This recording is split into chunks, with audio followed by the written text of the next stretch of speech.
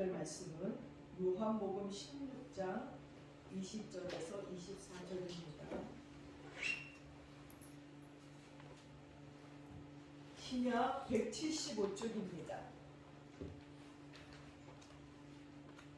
요한복음 16장 20절에서 24절까지의 말씀을 제가 봉독해 올리겠습니다. 내가 진실로 진실로 너희에게 이르노니 너희는 독하고 애통하겠으나 세상은 기뻐하리라. 너희는 근심하겠으나 너희의 근심이 도리어 기쁨이 되리라. 여자가 해산하게 되면 그 때가 이르렀으므로 근심하나 아기를 낳으면 세상에 사랑난 기쁨으로 말미암아 그 고통을 다시 기억하지 아니하느니라. 지금은 너희가 근심하나 내가 다시 너희를 보리니 너희 마음이 기쁠 것이요 너희 기쁨을 뺏어올 자가 없으리라. 그날에는 너희가 아무것도 내게 묻지 아니하리라. 내가 진실로 진실로 너희에게 이르노니 너희가 무엇이든지 아버지께 구하는 것을 내 이름으로 주시리라. 지금까지는 너희가 내 이름으로 아무것도 구하지 아니하였으나 구하라. 그리하면 받으리니 너희 기쁨이 충만하리라. 아멘. 세상에서 가장 많은 성공을 거머쥔 민족이 유대인이라고 얘기합니다. 근데 그들이 무엇을 팔고 무엇을 나타냈기에 그렇게 성공을 했을까요? 그것은 자신이 좋아하고 행복해 했던 것을 다른 사람에게 팔았기 때문입니다. 그래서 유대인의 번킴이라는 사람은 다른 사람들의 입맛을 행복하게 했습니다. 그리고 유대인 허신은 밀크를 넣은 초콜릿을 만들어 다른 사람들의 혀를 달콤했습니다. 그래서 우리가 아직도 우리나라도 던킨 도너스가 정말 맛있고, 그리고 이 허시라는 초콜릿 안에 밀크를 넣은 초콜릿이 얼마나 달콤하고 맛있는지 모릅니다. 또 유대인의 스필버그는 자신이 만든 영화로 보는 사람들을 행복의 세계로 빠뜨렸습니다. 특히 유대인의 비달 사수는 천편일률적인 여자들의 헤어스타일의 자유를 구사하게 해서 머리의 혁명을 가져올 만큼 여자들의 마음을 멋지고 행복하게 만들었으니 그들은 많은 부분의 편리함을 넘어서 행복하게 만드는 것이었습니다. 한국인의 권용호라는 사장은요, 대구 신대구 고속도로가 막 준공될 무렵에 그 고속도로를 벗어난 외진 국도에 어느 날 뜬금없이 주유소를 세우겠다는 것입니다. 그것은 평소 너무나 한적한 도로라 주유소 영업이 전혀 되지 않는 곳으로 인근 주민들은 장사가 안 될 거라고 모두가 만류했습니다. 그도 그럴 것이 제한속도 110km로 달리는 고속도로에 있는 차량을 고속도로가 아닌 외진 국도로 끌고 오기가 쉽지는 않았습니다. 그래서 모두 그의 말에 미친놈이라고 비웃었습니다. 더욱이 그 도로에서 경쟁 주유소를 운영하고 있던 인근 이장은 아이고 필경 얼마 못 가서 망할 거야 하고서 동종 주유소에서 받아야 할 동의서에 서슴없이 도장까지 쾅 찍어줬습니다. 하지만 만포 주유소라는 간판을 내건 그는 기름을 너무 싸게 팔지도 않았고 그 흔한 휴지도 주지 않았습니다. 서울에서 제일 장사가 잘 되는 주유소가 한 달에 약 1000드럼이라는 기름을 판다고 합니다.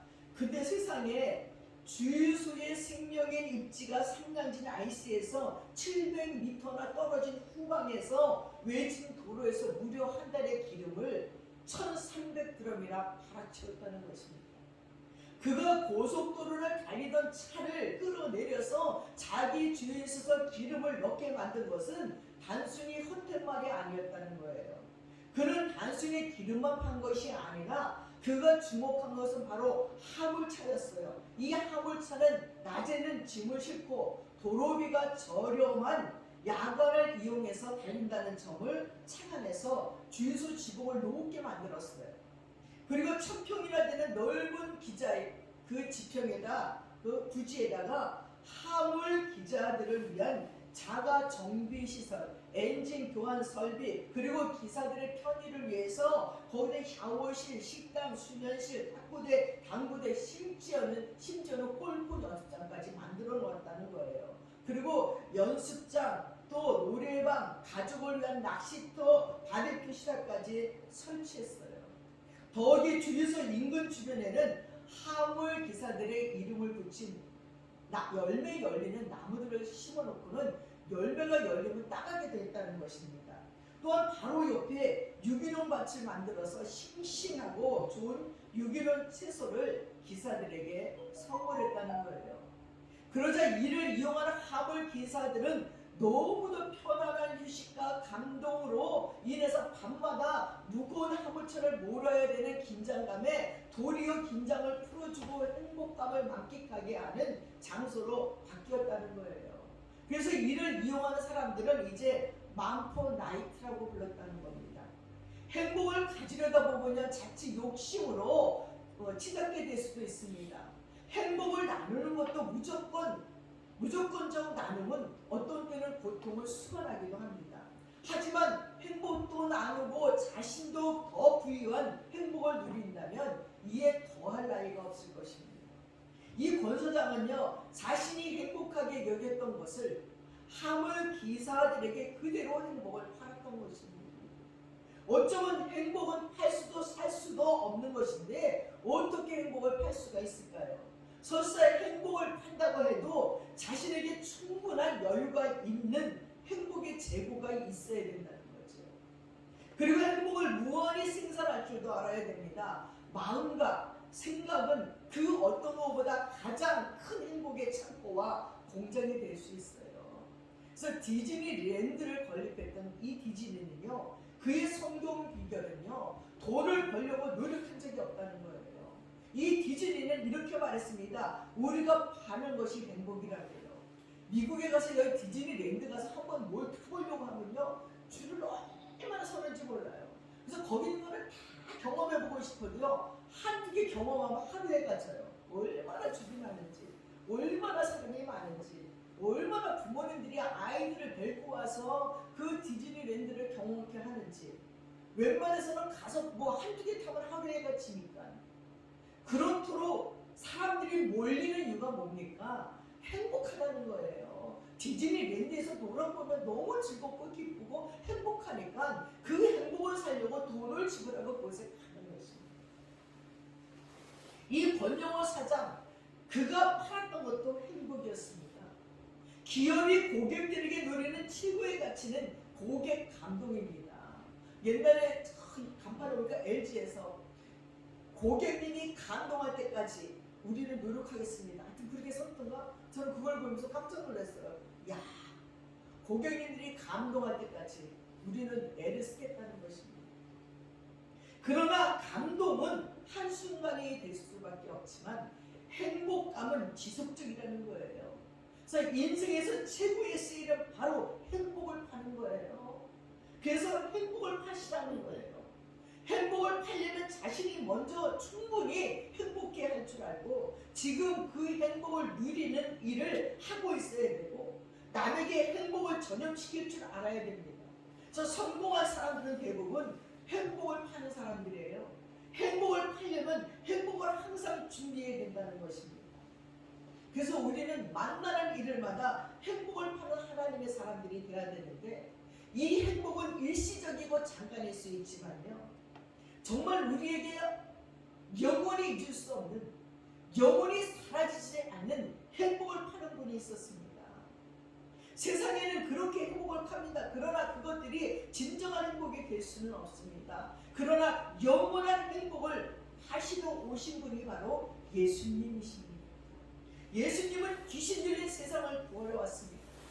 그가 이 땅에 오셔서 하신 일들을 보십시오. 거라사에 갔더니 거라사에 귀신 들린 사람을 구해내잖아요. 귀신 들린 사람은요, 사람의 신분에서 살지 못하는 거예요. 짐승처럼 살았습니다. 그가 사는 곳이 무덤 사이였고 자기 몸을 자극하고 몸을 상하게 하고 다른 사람을 훔쳤고 돼지처럼 살았어요. 이는 군대 귀신이 이 사람을 지배하고 있었기 때문입니다. 죄는 어떤 면에서 군대라고 할 수 있습니다. 분노, 악의, 무절제, 살인, 회방, 불결, 불신심, 부정, 미선, 거짓, 속임의식, 의심, 또 배은망덕함, 불순종, 조급함, 불만, 시기, 질투, 탐욕, 거짓맹세, 더러운 말, 형식주의, 미신, 우상숭배, 하나님을 모욕함, 그리고 경건의 경멸, 무신론 등 그 수가 어마어마합니다. 어찌 보면 이 시대는 군대 귀신이 들려있는 시대라고 말할 수도 있습니다. 아니 요즘에 뉴스를 보다 보면요, 어떻게 자기 아내 자기 자식도 죽여요. 아니 자기 자식도 죽여서 무슨 뭐 어디 벽장 안에 놓고 집안에다 숨겨놓고 밭에다 숨겨놓고 침대 밑에 숨겨놓고, 아니 뭐 어떻게 이런 이게 귀신 들리지 않고는 어떻게 그럴 수가 있습니까? 자기 아내를, 자기 자식을 죽이는 것을 눈도 깜짝하지 아니하고 양심에 꺼리낌도 받지 않고 죽이는 것을 보면서, 야, 이거는 정말 사람이 아니다, 사람이 할 수 있는 일이 아니라는 것입니다.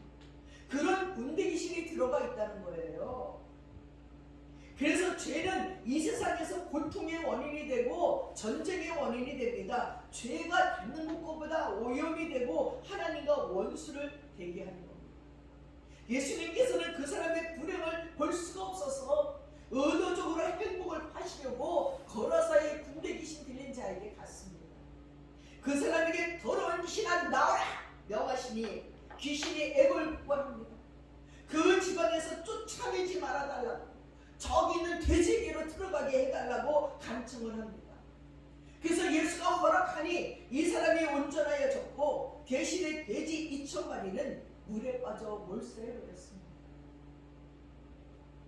주님께서는 한 사람의 생명이 천하보다 귀하기에 2,000마리의 돼지를 죽이고 이 사람을 살렸습니다. 2,000마리의 돼지 죽이는 열받았습니다. 그래서 예수를 미국에서 떠나가라는 거였죠.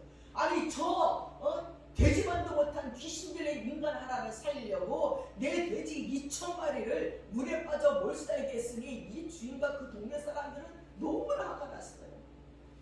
예수님의 관점과 그들의 관점을 달랐습니다.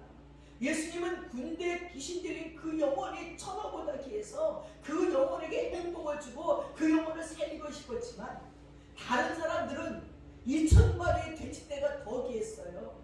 저 귀신들이 저 한 명 무덤 사이를 왔다 갔다 하며 자기 몸을 긁으며 저 소리를 깨끗 지르고 미친 짓 하는 저 군대 귀신 들린 자가 죽으면 그만이지, 어떻게 그를 살리려고 2,000마리의 돼지를 물에 몰살해 죽이게 하느냐고 예수님으로 제발 이 동네에서 떠나가세요 할 정도였습니다. 우리에게는 본래대로의 위치를 회복하는 것이 가장 시급하고 중요한 일입니다. 예수님께서는 이 일을 위해서 오셨습니다. 하나님이 만드셨던 인간 본연의 모습으로 돌아가게 하기 위해서 오셨다는 겁니다. 그렇게 자신의 행복을 파시고자 오셨습니다. 또한 마가복음 5장에 보니까 회당장 야이로에게 12살짜리의 외동딸이 있는데 병들어서 죽게 됐습니다. 병자의 고통도 심하였지만 야이로를 위시해서 온 집안이 큰 걱정과 슬픔에 쌓여 있었습니다. 그 당시 회당장으로서 예수 앞에 나온 것은 쉽지 않았습니다. 근데 예수 앞에 나와서 예수님의 발 앞에 엎드려서 간구하는 야이로의 마음속에는 그리스도의 능력에 대한 확신이 있었습니다. 나는 예수를 믿지도 않았지만 그 당시 회당자들은 예수님을 이단자의 아들이라고 생각하고 하나님의 아들이라고 생각하지 않아요.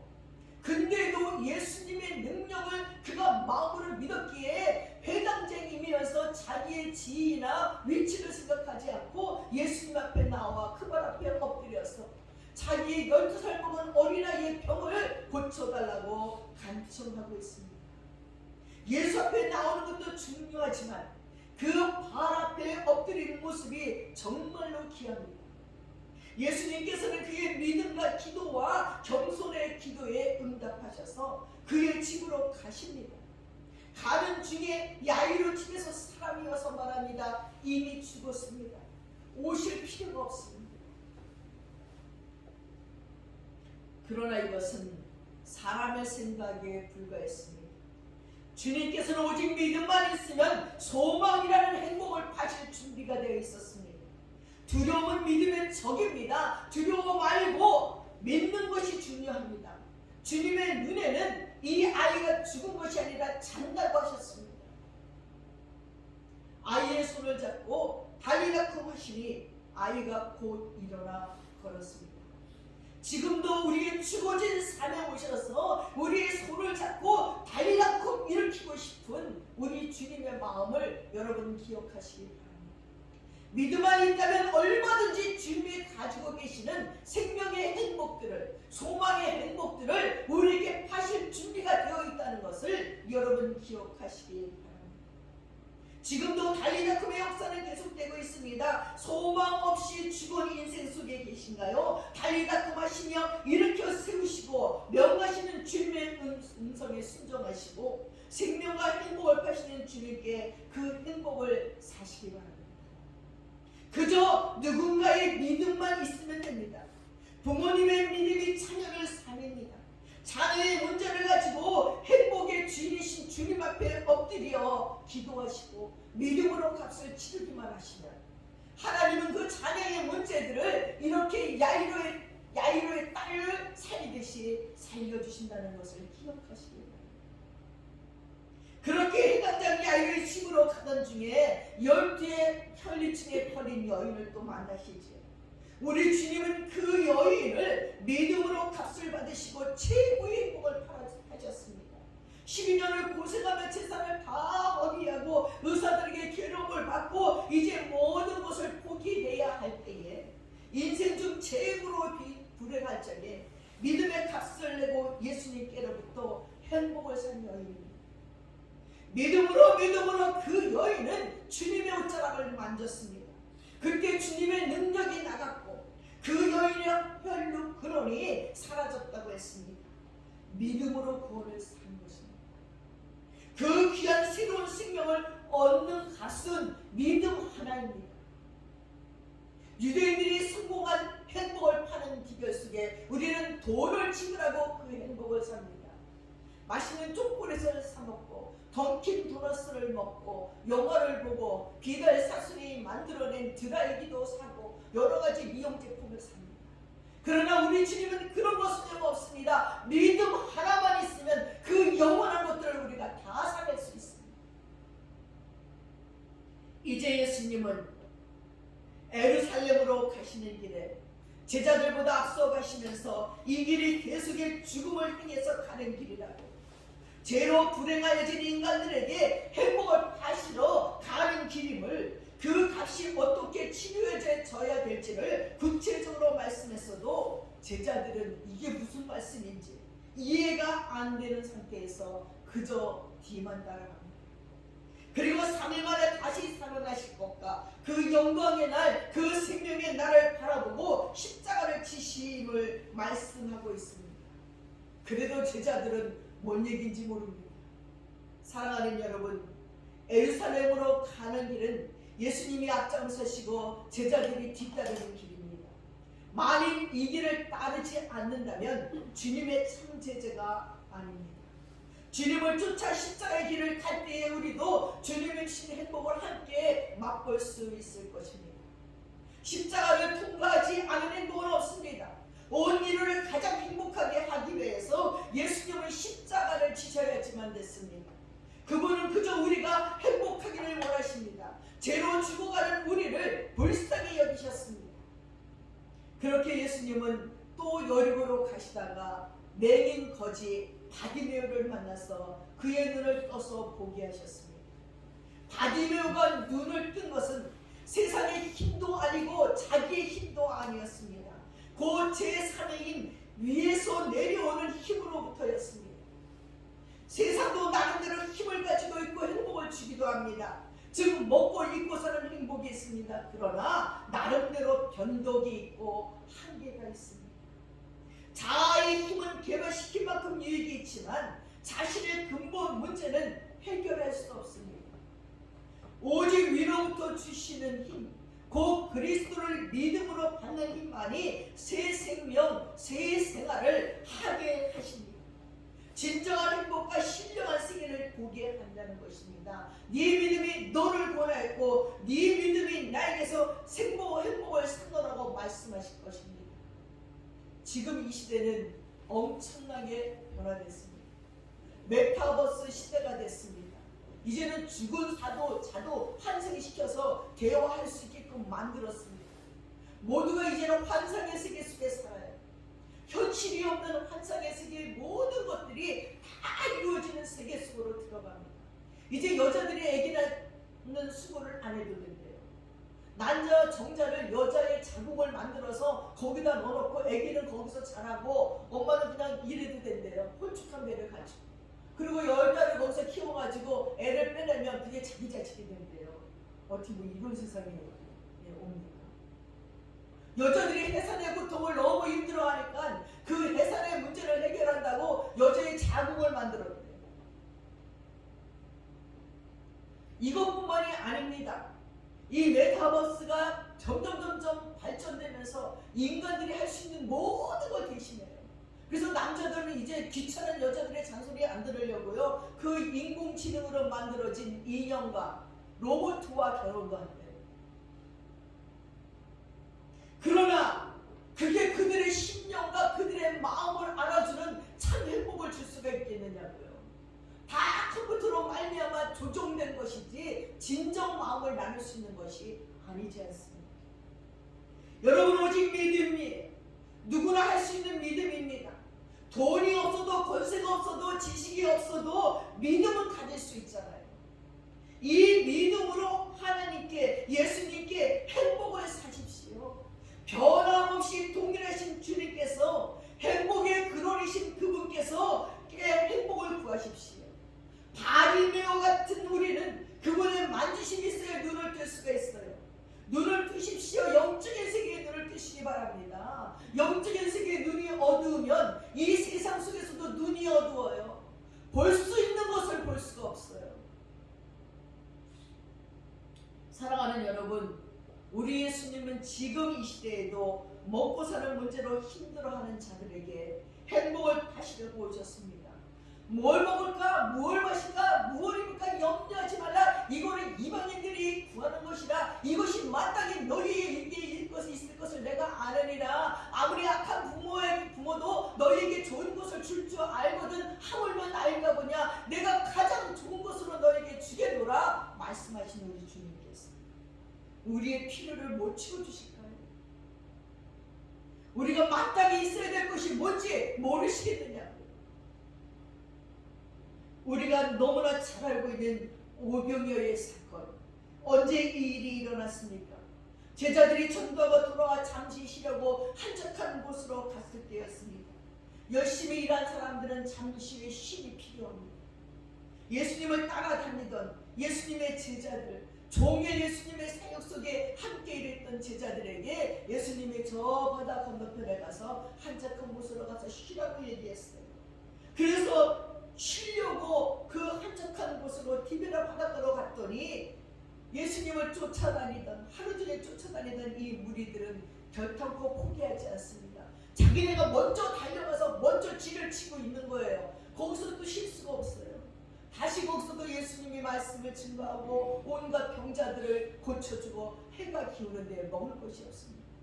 예수님이 그들을 돌아다보니 목자 없는 양같이 너무 불쌍하다.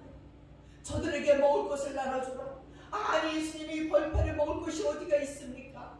그러고 있는데 어린 소년이 자기 도시락을 내놓는 것입니다. 그 도시락을 받아든 우리 주님이 축사하시고 갖다 나눠줘라. 나눠줘. 12명이 쭉 제자리 있는데 나눠주라 하면 또 생겨. 나눠주라 또 생겨. 나중에 또 그 제자들도 어병에서 갖고 가서 물고기 2마리가 똑똑하게 나눠주면 또 생기고 나눠주면 또 생기고. 아니 그 물고기 2마리와 15개로 5,000명을 먹이고도 몇 강줄이 남았다고요? 12강줄이가 남았어요. 다 나눠줬는데 12강줄이 12제자들이 먹을 수 있는 강줄이가 다 남아있다는 거죠. 사랑하는 여러분, 우리 주님은 차고 넘치도록 행복을 주십니다.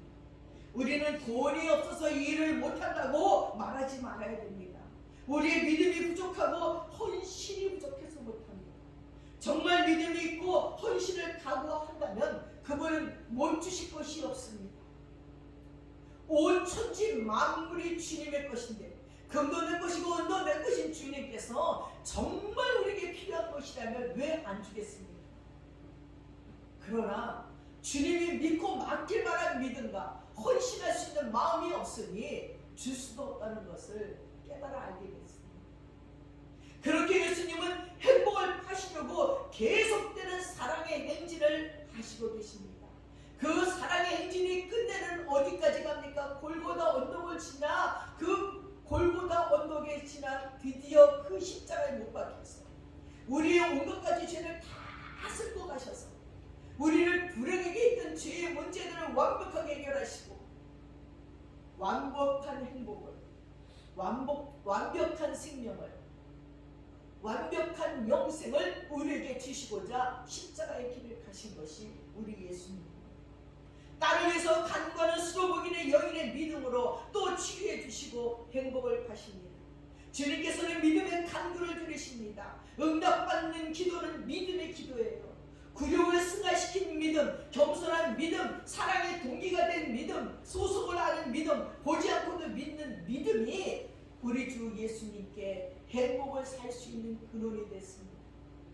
갈릴리 호수에 이르렀을 때에는 사람들이 귀먹고 어눌한 자를 데리고 왔어요. 예수님이 만져서 고쳐주십니다. 또한 네 사람이 들고서 들고 온 중풍병자도 고쳐줬습니다. 나의 믿음이 아니라 다른 사람의 사랑과 믿음을 보시고도 고쳐줬어요. 그저 사랑으로 믿음으로 주님 앞에 데려오기만 하십시오. 그 믿음의 값을 쳐주셔서 행복을 파시는 주님께로 오시기만 합니다. 사랑하는 여러분, 우리는 이렇게 사랑받는 존재입니다.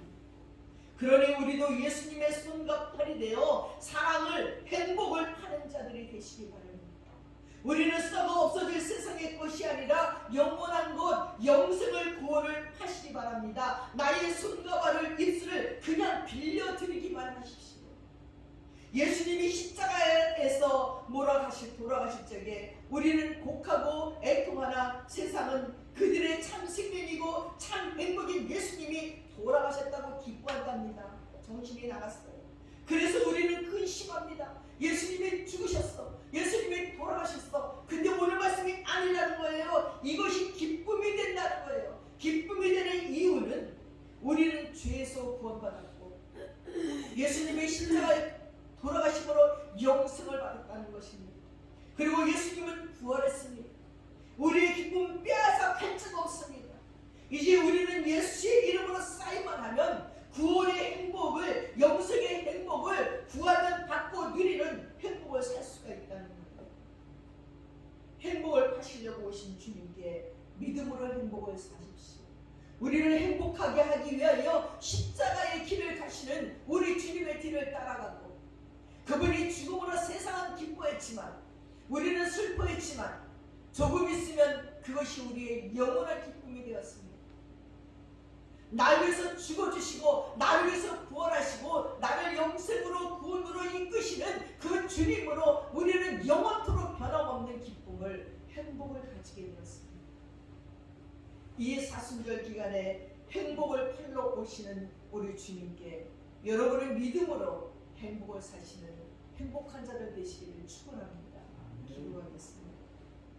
사랑하는 아버지 하나님, 우리들의 재건 가지고 우리의 힘으로는 절대로 이 행복을 살 수가 없습니다. 자비하신 아버지 하나님, 우리를 불쌍히 여겨주시고 행복을 팔러 이 사순절에 십자가를 향해 오시는 예수 앞에 나아가 무릎 꿇고 그 행복을 믿음으로 사드리는 자들 되게 하여 주시옵소서.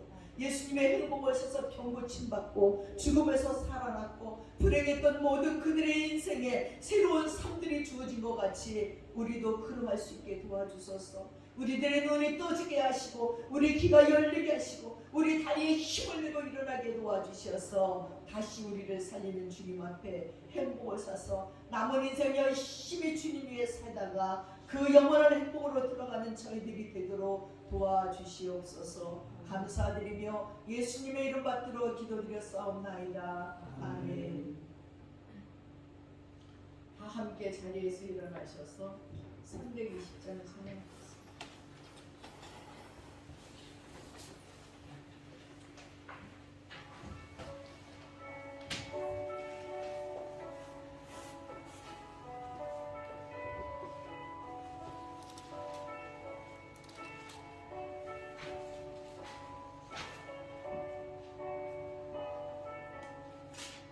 나의 죄를 정케 하사 주의 일꾼 삼으신 구세주의 넓은 사랑 항상 찬송합니다.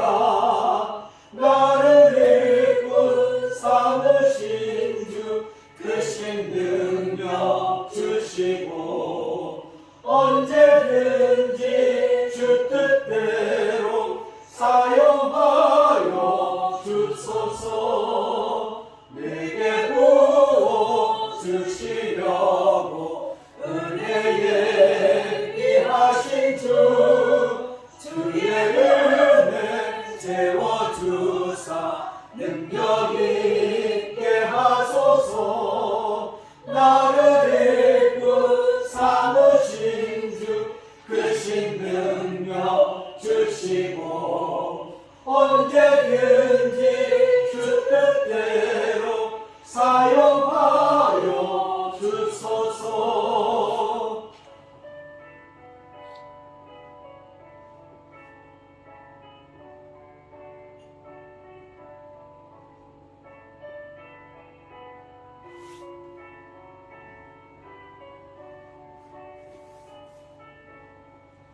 죄의 짐을 풀어주신 주의 능력 크도다. 나를 피로 사신 예수 내 맘속에 오소서. 나를 일꾼 삼으신 주 크신 능력 주시고 언제든지 주 뜻대로 사용하여 주소서. 주여 내게 성령으로 충만하게 채우사 생명수가 강물처럼 흐르게 하옵소서. 나를 일꾼 삼으신 주 크신 능력 주시고 언제든지 주 뜻대로 사용하여 주소서. 아멘.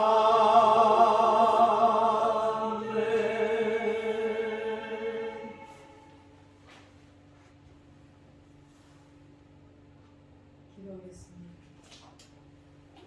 지금은 우리 주 예수 그리스도의 한없는 은혜와 우리 아버지 하나님의 충만하신 사랑과 성령님의 감동감하시고 충만하시고 교통하심이 행복을 펠러온 예수님 앞에 믿음으로 행복을 사기로 작정하는 믿음의 권속들 머리머리 위에 이제부터 영원까지 함께 하시옵기를 간절히 축원드리옵나이다. 아멘.